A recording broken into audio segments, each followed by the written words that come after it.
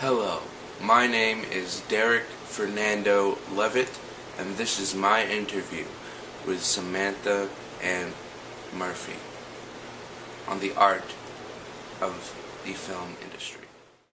So, would you please give me your name and what you are doing here at Full Sail while you're coming here? I am Samantha Murphy, and I'm coming here to become a director-editor.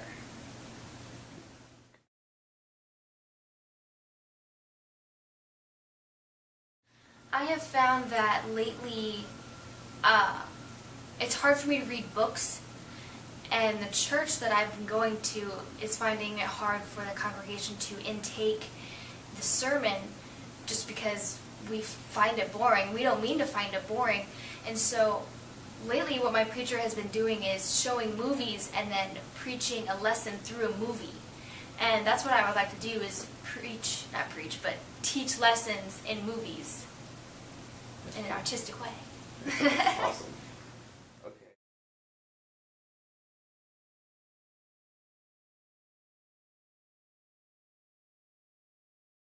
You know, you have Hulu, HBO Go, and Netflix and everything's very much available to you. Mm-hmm. There are also other ways that you can watch movies without having to go through a paid program like that. Mm-hmm. Now, the positive and negative, I see both sides. The positive is there's an easy way to get to Netflix and Hulu, and it's right there, and you can just go for it.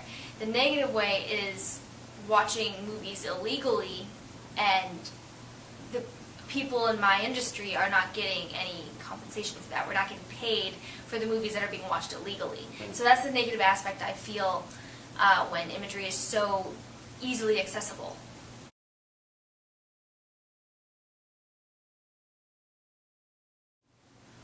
I have found that a lot of things have done repeatedly. There's been ways of doing lighting that has been done repeatedly, and I have found that in directing my own film recently that I made shots for a very emotional scene, and that I watched a movie and they had the exact same shots, the shots from I Am Legend. Now, I believe in this industry, we watch movies and we kind of reuse and we take other people's stuff, but we don't necessarily mean to, and it's okay, as long as it's not exactly done that way. We're not stealing. Yeah. We're like, I want to say borrowing. We're borrowing. Okay. And so there's no copyright issues. It's okay. Well, and when it comes to stories, the original stories, much like Romeo and Juliet, and they meet and then they hate each other, and in the end they fall in love with each other. That story has been told so many times in so many films, but what's different is that it's told in different ways. Nowadays we've seen that story through vampires and zombies and princesses on Disney and stuff. We've seen all of that. We've seen the same story just told in a different way. Yeah. And that's what our industry has been doing quite a bit. Is it wrong? I don't think so.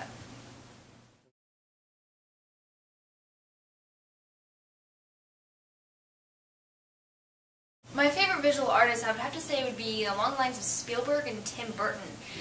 Spielberg, especially in the movie Jaws, he used a lot of color symbolism, and when I direct my own short or whatnot, and how I want to direct things is I want to have a lot of symbolism, whether it's using color, objects, secret things hidden in the set that are going to show what's coming up next. I'm always a big, very symbolism kind of person, and what I like about Tim Burton is I like the worlds he builds. Mm-hmm. His look is very different to most movies. He's got that deep, sinister kind of feel. Yeah. And I really like that about Tim Burton. Yeah. And what was the second part of the question? What are your favorite artists, or what is your favorite style of visual art? And I think you explained that. I don't necessarily have my favorite style of somebody else's, but I know that my style is definitely finding symbolism and incorporating that in my films.